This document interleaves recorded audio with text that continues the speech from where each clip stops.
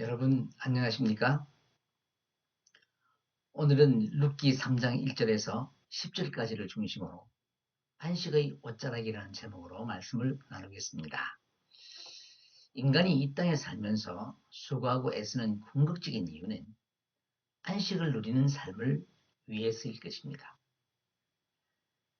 이것을 바꾸고 말하면 이 세상에서의 인간의 삶에는 참된 안식이 없다는 말과 같습니다. 역사에 나타나는 수많은 전쟁과 오늘날의 사회에서 사람들이 치열하게 경쟁하는 이유도 결국 자신들의 안식을 위해서입니다. 그런데 이 사실이 너무나도 역설적입니다. 인간은 안식을 위하여 스스로 안식을 무너뜨리고 있는 것입니다. 창세기 1장을 보면 하나님이 천지를 창조하시는데 6일 만에 모든 만물을 다 창조하셨습니다. 그 사실을 2장 1절에서 천지와 만물이 다 이루어지니라고 선포합니다. 그런데 2절을 보시면 하나님이 그가 하시던 일을 일곱째 날에 마치시니 그가 하시던 모든 일을 거치고 일곱째 날에 안식하시니라고 했습니다. 즉 하나님의 천지 창조는 여섯째 날에 끝난 것이 아니라 일곱째 날에 완성하셨다는 것입니다. 이것은 안식하심도 하나님의 창조 사역 가운데 하나이며 이로써 하나님의 질서가 완성되었다는 것입니다. 그리고 3절을 보면 그날을 복되고 거룩한 날로 구별하십니다.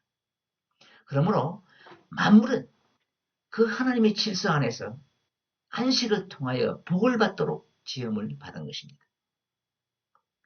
그래서 예수님이 마가복음 2장 27절에서 안식일이 사람을 위하여 있는 것이요 사람이 안식일을 위하여 있는 것이 아니니라고 말씀하신 것입니다.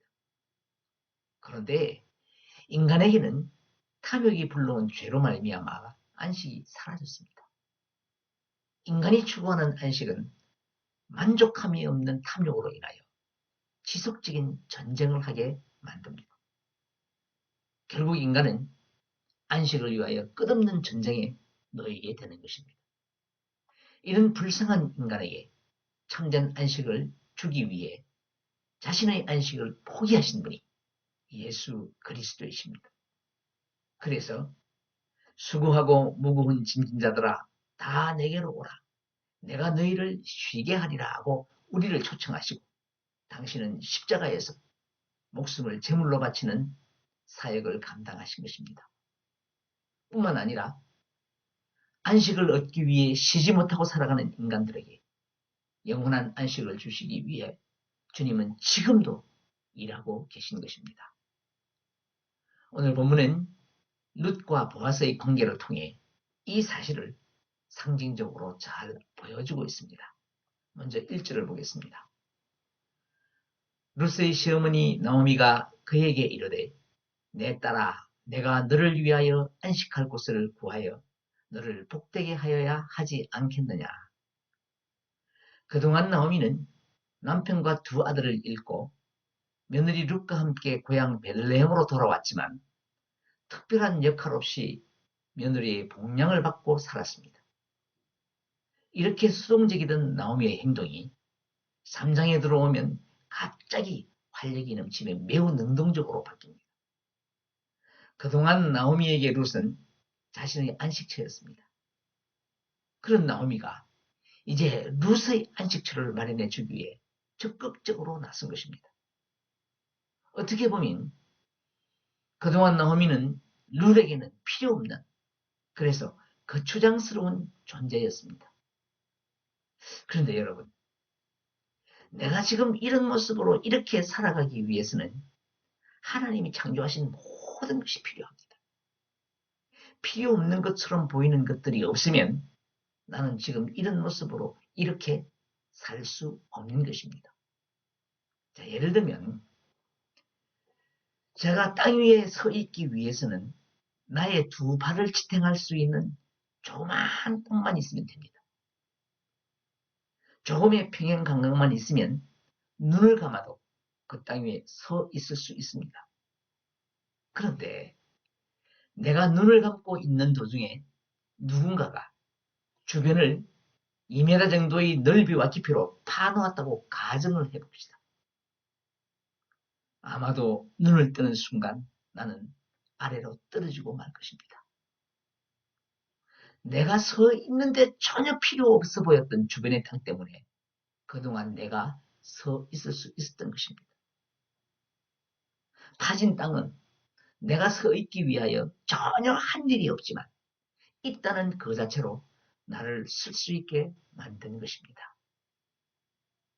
성도의 삶이 이와 같아야 합니다. 우리가 비록 누군가의 문제를 적극적으로 해결해 주지 못한다 할지라도 방황하는 그들의 옆에서 의지가 되어 주어야 하는 것입니다. 그동안 나오미가 룻에게 그런 존재였는데 보아스가 자기들의 기업 물을 자임을 알게 된 후에 나오미는 보아스가 룻의 안식할 곳이라고 판단하여 적극적으로 자신의 역할을 감당하려고 나선 것입니다.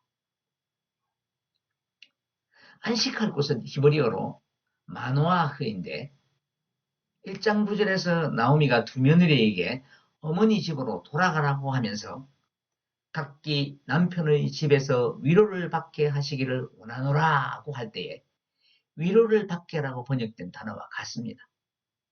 그러므로 여기서 안식할 곳은 결혼을 통해 꾸며질 가정을 의미하는 것입니다.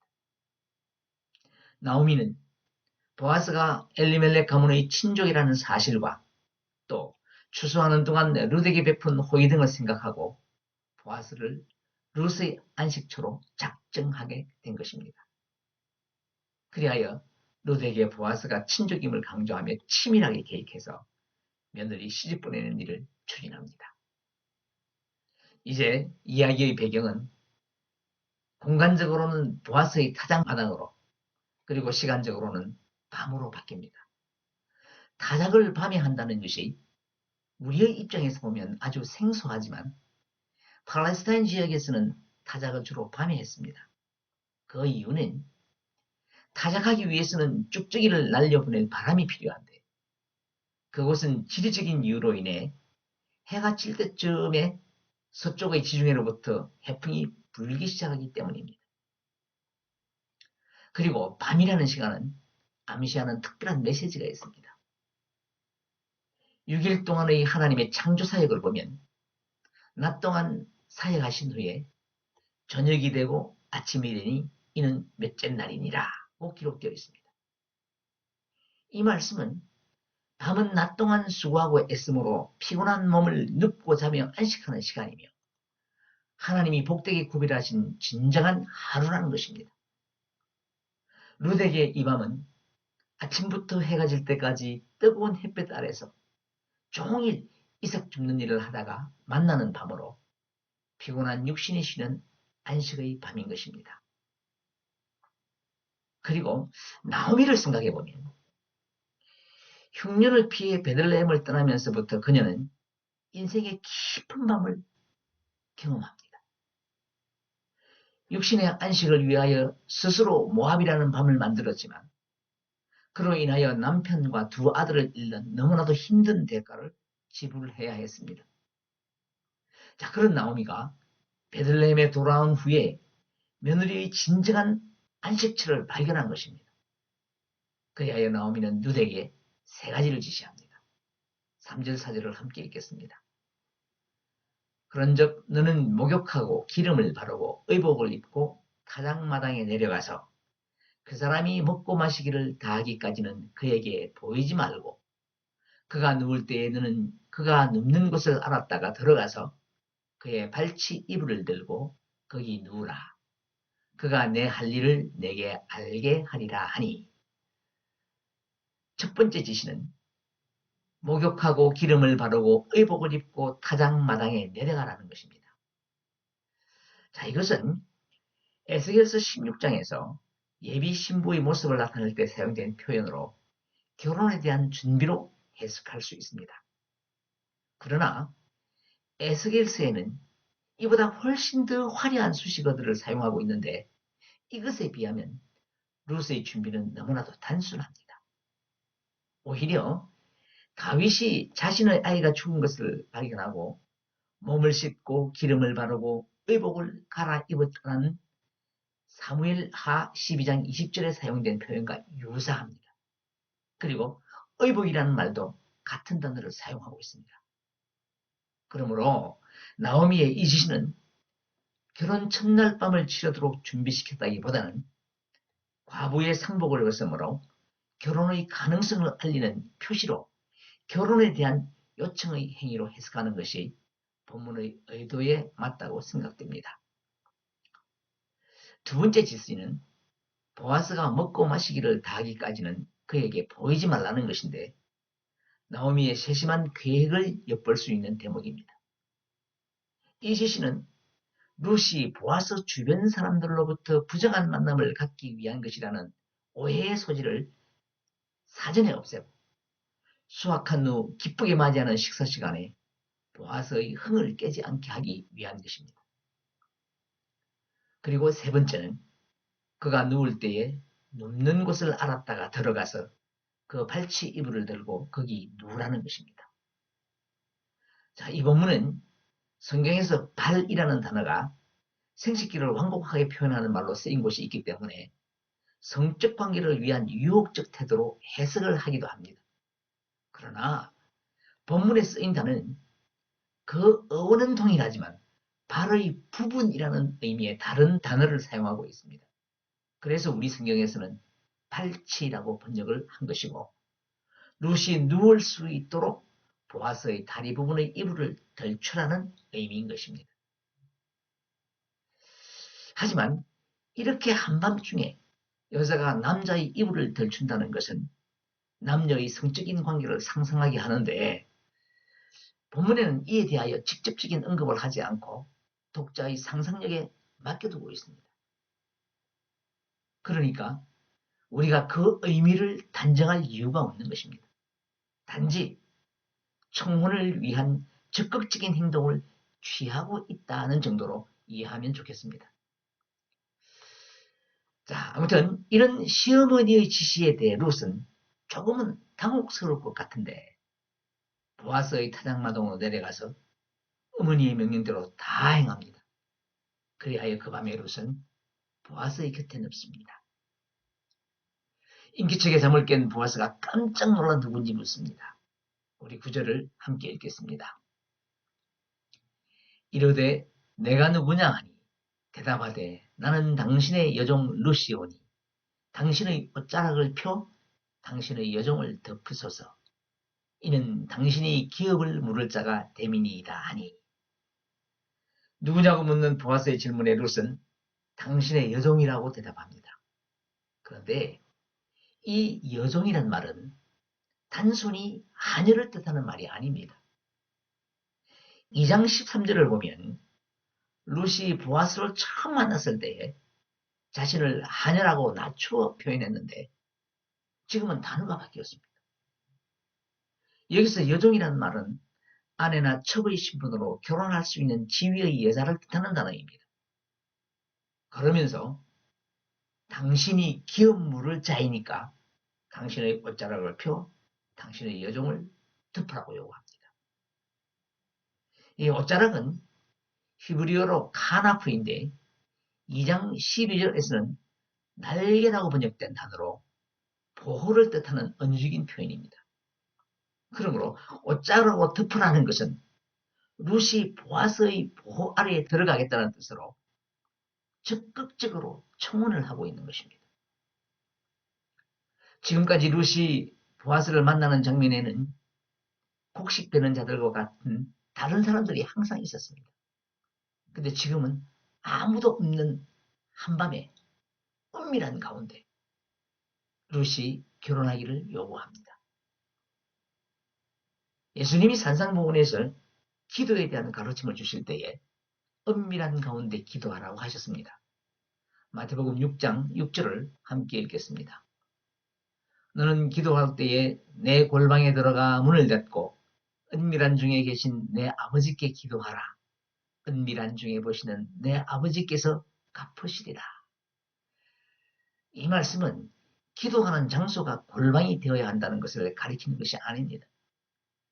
오직 하나님께만 의지하는 은밀한 마음의 상태를 말하는 것입니다. 그러므로 성도가 기도할 때에 마음은 언제나 골방이 되어야 합니다.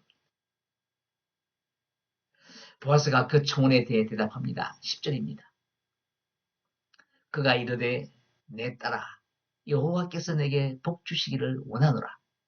내가 가난하건 부하건 젊은 자를 따르지 아니하였으니 내가 베푼 인애가 처음보다 나중이 더하도다. 그동안 보아스가 룻에게 베푼 호의는 공개적으로 베푼 호의였습니다. 그런데 지금 보아스는 룻이 마음의 골방에 있는 엄밀한 소원인 청혼 요구에 대하여 은밀한 가운데 대답합니다. 내 딸아 여호와께서 내게 복 주시기를 원하노라. 그러면서 그 이유를 내가 베푼 인애가 처음보다 나중에 더하기 때문이라고 말합니다. 보아스는 이미 은밀한 가운데 룻의 모든 행실을 다 보아 알고 있었다는 것입니다. 사랑하는 여러분, 하나님은 이미 은밀한 가운데 우리의 모든 것을 다 알고 계시는 분이십니다. 우리의 마음이 하나님만을 의지하는 골방이 되었을 때 그때 하나님은 그 은밀함을 보시고 우리의 기도를 응답해 주시는 것입니다.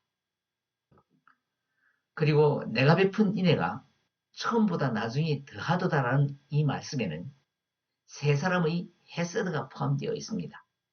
그리고 오늘을 살아가는 우리에게 헤세드의 삶을 산다는 것이 어떻게 사는 것인지를 가르쳐주고 있습니다. 먼저 나오미의 삶을 보면 그녀가 룻에게 해줄 수 있는 일이 아무것도 없어 보입니다. 하지만 그녀가 룻을 위해 무엇인가를 하기로 애쓰는 그 마음이 나오미의 헤세드입니다. 바로 그 헤세드가 룻의 삶의 축복의 통로가 된 것입니다. 그리고 룻이 나오미와 동행한 것이나 나오미의 삶을 위해 헌신한 모든 행동, 또 젊은 자를 따르지 않고 자신에게 청혼한 모든 행동이 나오미의 지시를 이행하는 의무에서가 아니라 룻의 헤세드라고 말하고 있는 것입니다. 그래야 룻도 나오미의 축복의 통로가 된 것이고 보아스도 나오미와 룻의 축복의 통로가 된 것입니다. 결국 이들을 통하여 메시아의 가계가 형성되었고 하나님의 구속사의 계획이 이루어지게 된 것입니다. 이들은 자기도 모르는 사이에 구원이라는 모든 인간을 위한 가장 귀한 축복의 통로가 된 것입니다. 이제 말씀을 맺겠습니다. 오늘 룻과 보아스 이야기는 단순한 남녀의 사랑 이야기가 아닙니다.